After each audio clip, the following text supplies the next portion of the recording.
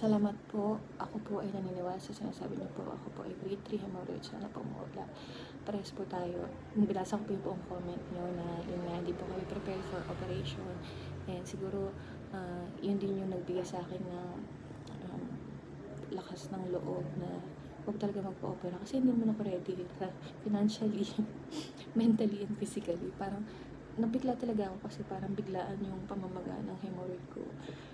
Nung una hindi ko pa siya parang sinaseryoso, pero nung sobrang sakit na niya ay monggalo.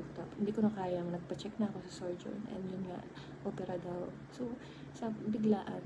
So, hindi rin talaga. So, search, paano gagawin? Baka may home remedy. Nagtanong din sa mga kamag-anak na nagkaroon ng hemorrhoid, anong ginawa nila, anong bawal. At yun ang mga pinagtuunan ng pansin para mawala ng tuluyan. And yun, thank God, sana nawala po yun sa inyo.